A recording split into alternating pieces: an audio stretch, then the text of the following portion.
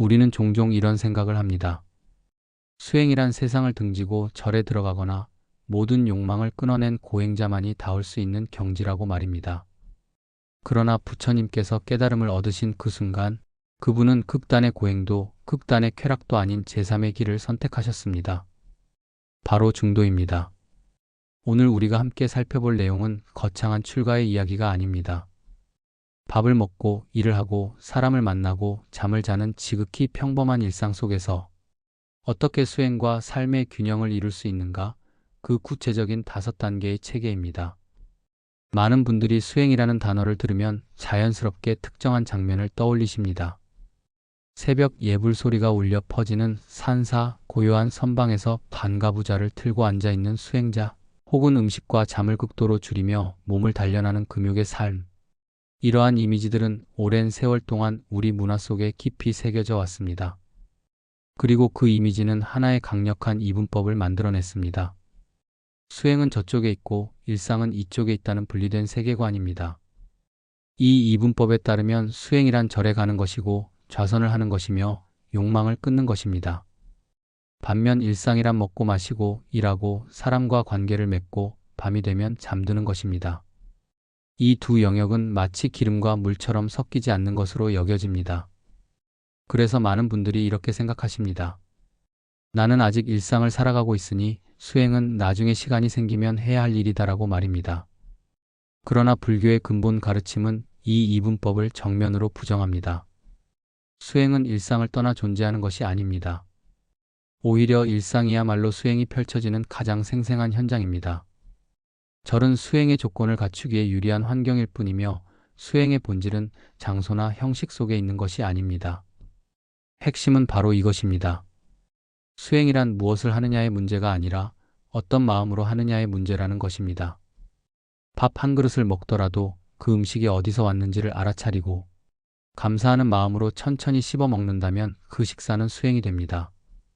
반면 좌선을 하는 그 자리에서도 마음이 욕심과 분노와 망상으로 가득 차 있다면 그 좌선은 형식만 수행일 뿐 내용은 번뇌 그 자체입니다. 이것이 불교가 우리에게 전하는 핵심적인 전환입니다. 수행의 기준은 행위의 종류가 아니라 그 행위를 관통하는 마음의 질에 있습니다. 이 원리는 우리의 삶을 근본적으로 다르게 바라보도록 안내합니다. 출근길에 지하철을 기다리는 그 순간 마음속에 올라오는 조급함과 짜증을 알아차리는 것이 수행입니다. 직장에서 동료와 갈등이 생겼을 때 그 감정에 휩쓸리지 않고 잠시 멈추어 바라보는 것이 수행입니다. 저녁에 가족과 밥상을 마주하며 온전히 그 자리에 함께하는 것이 수행입니다. 삶의 모든 순간이 이미 수행의 문 앞에 우리를 데려다 놓고 있습니다. 우리가 그것을 알아차리느냐, 그냥 지나치느냐의 차이만이 있을 뿐입니다. 수행은 일상을 떠나 있지 않다는 이 한 문장은 수행을 삶의 바깥에 있는 특별한 행위로 바라보던 시각을 완전히 바꾸어 놓습니다. 그것은 수행을 삶 안으로 끌어들이는 초대이며 동시에 일상을 성스러운 수행의 터전으로 바라보라는 깊은 가르침입니다.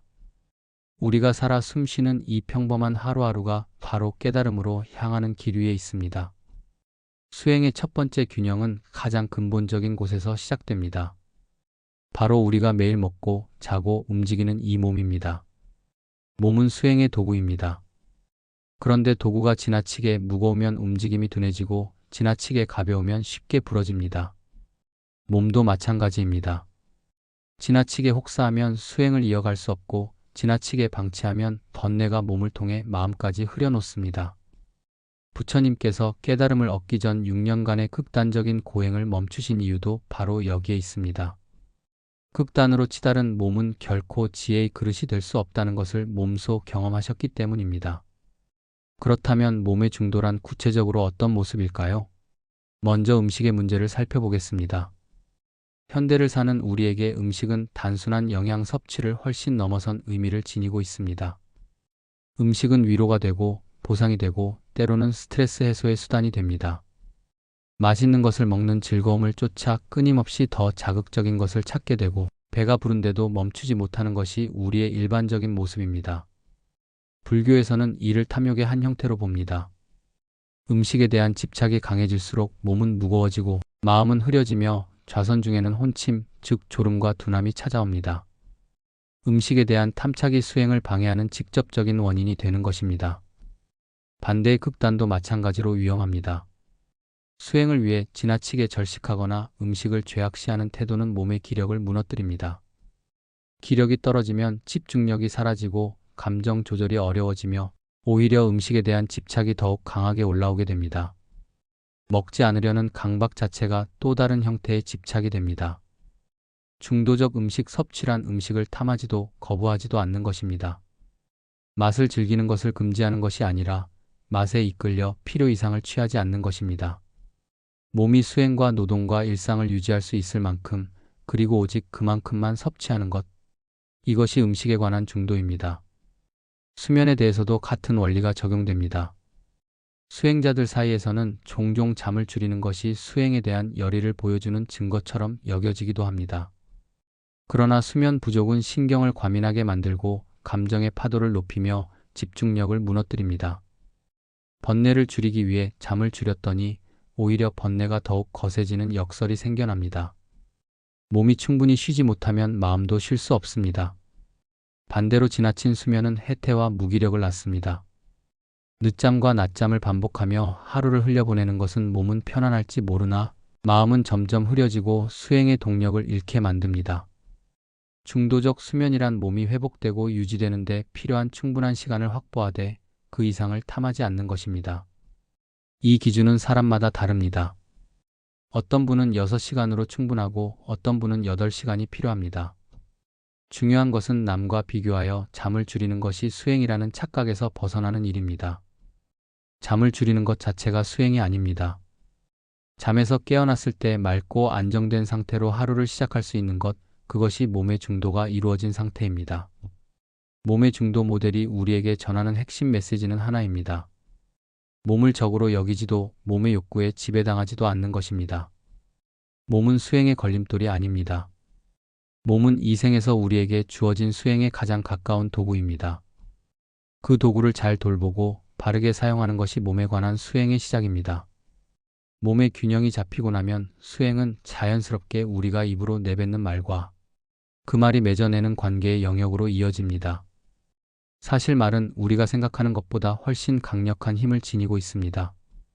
말 한마디는 사람을 살리기도 하고 말 한마디는 오랜 관계를 한순간에 무너뜨리기도 합니다.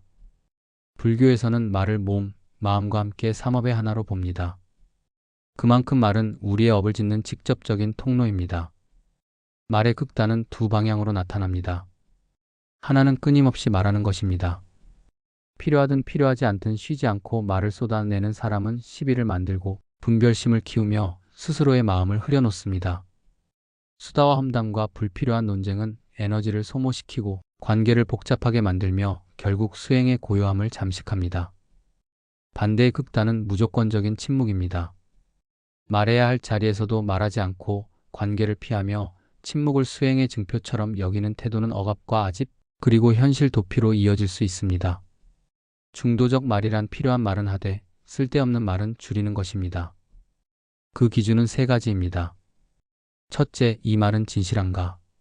둘째, 이 말은 지금 필요한가? 셋째, 이 말은 자비로운가?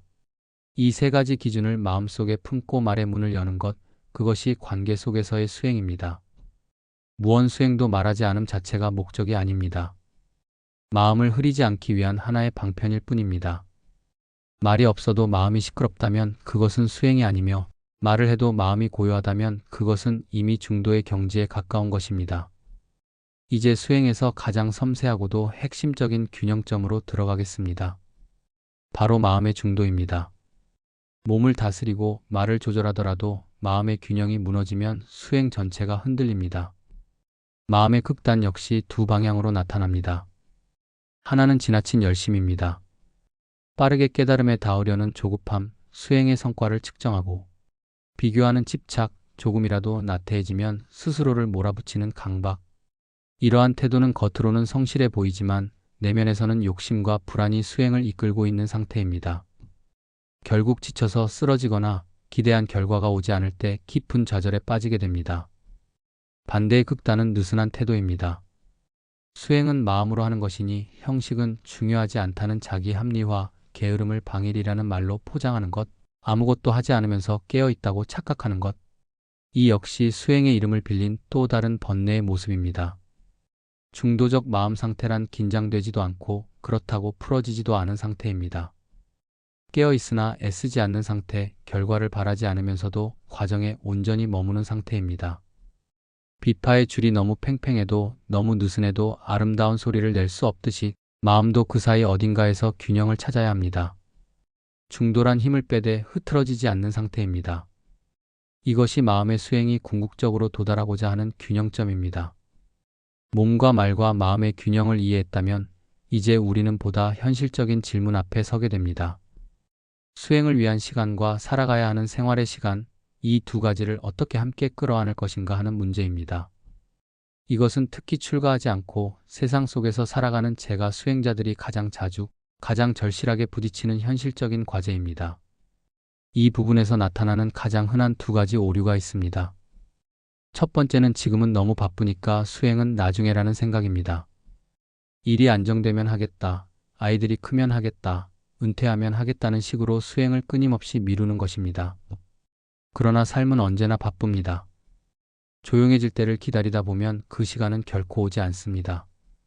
두 번째 오류는 그 반대입니다. 수행에 지나치게 몰두한 나머지 가족과의 관계, 직장에서의 책임, 사회적 역할을 소홀히 하는 것입니다. 이것은 수행이 삶을 풍요롭게 하는 것이 아니라 삶으로부터의 도피가 되어 버린 상태입니다. 중도적 구조는 이 두 극단 사이에서 현실적이고 지속 가능한 방식을 찾습니다. 핵심은 짧아도 매일이라는 원칙입니다. 하루에 1시간을 한번 몰아서 하는 것보다 매일 아침 단 5분에서 10분이라도 호흡을 관찰하며 하루를 여는 것이 훨씬 깊은 뿌리를 내립니다. 수행은 특별한 날의 특별한 행위가 아니라 매일의 삶 속에 스며드는 생활 방식이어야 합니다. 여기에 더하여 이동하는 중에 일하는 틈새에 화가 올라오는 순간, 불안이 밀려드는 순간을 알아차리는 비정형적인 깨어있음을 병행합니다. 밤에는 하루를 조용히 돌아보며 오늘 나의 마음이 어디에 있었는지를 살펴봅니다. 수행은 삶을 방해하는 것이 아니라 삶을 조용히 정화해 나가는 것이어야 합니다. 이제 다섯 번째 균형, 욕망과 절제의 중도로 들어가겠습니다. 욕망은 수행자에게 가장 오래되고 가장 복잡한 화두 중 하나입니다. 많은 분들이 수행을 시작하면서 욕망을 적으로 규정하고 그것을 완전히 눌러 없애려 합니다. 먹고 싶은 마음, 인정받고 싶은 마음, 편안하고 싶은 마음을 죄악처럼 여기며 억누르는 것입니다. 그러나 억눌린 욕망은 사라지지 않습니다. 안으로 쌓이다가 어느 순간 더 크고 왜곡된 형태로 폭발합니다. 엄격한 금욕 뒤에 찾아오는 극단적인 방종이 바로 이 억압의 반동입니다. 반대로 욕망을 모두 허용하는 것 역시 또 다른 극단입니다. 원하는 것은 무엇이든 채워야 한다는 태도는 끝없는 갈증을 만들어냅니다. 욕망은 채울수록 더 강해지는 속성을 지니고 있기 때문입니다. 중독과 집착은 바로 이 자리에서 자라납니다. 중도는 욕망을 없애려 하지 않습니다. 욕망을 비추어 보는 것입니다. 지금 이 마음 속에 무엇이 일어나고 있는지를 고요하게 바라보는 것입니다. 욕망을 끊으려 하지 않고 그 욕망에 대한 집착을 서서히 느슨하게 하는 것입니다. 욕망은 적이 아닙니다. 욕망은 우리 마음의 작동 방식을 들여다볼 수 있는 가장 솔직한 창문이자 관찰의 대상입니다. 그것을 바라보는 눈이 생길 때 비로소 욕망에 끌려가지 않는 자유가 시작됩니다. 지금까지 우리는 몸과 말과 마음, 그리고 시간과 욕망에 이르기까지 수행과 일상의 균형을 이루는 5단계의 체계를 함께 살펴보았습니다. 그렇다면 이 모든 균형이 궁극적으로 우리를 어디로 이끌고자 하는 것일까요? 이 모델의 최종 목표는 무엇입니까? 답은 놀랍도록 간결합니다. 고행자가 되는 것이 아닙니다. 완전한 금욕의 인간이 되는 것도 아닙니다. 세속을 등지고 삶을 포기하는 것은 더더욱 아닙니다. 이 모델이 가리키는 진짜 목표는 바로 이것입니다. 삶 속에서 번뇌에 끌려가지 않는 사람이 되는 것입니다. 이것이 무엇을 의미하는지 구체적으로 생각해 보겠습니다. 일을 하되 일에 끌려가지 않는 것입니다. 열심히 일하면서도 그 결과에 집착하거나 인정받지 못함에 무너지거나 성과에 따라 자신의 가치가 흔들리지 않는 상태입니다. 관계 속에 있으되 자신을 잃지 않는 것입니다. 사람을 사랑하고 함께하면서도 상대방의 반응에 따라 마음이 출렁이거나 관계 속에서 자신이 누구인지를 잊어버리지 않는 상태입니다. 먹고 자면서도 깨어 있는 것입니다. 지극히 평범한 일상의 행위를 하면서도 그 순간순간 마음이 어디에 있는지를 알아차리는 상태입니다. 이 세 가지가 이루어질 때 수행은 비로소 삶과 하나가 됩니다. 수행이 따로 있고 삶이 따로 있는 것이 아니라 삶 자체가 수행이 되고 수행 자체가 삶이 되는 것입니다. 이것이 중도를 삶의 구조로 구현한다는 말의 진정한 의미입니다.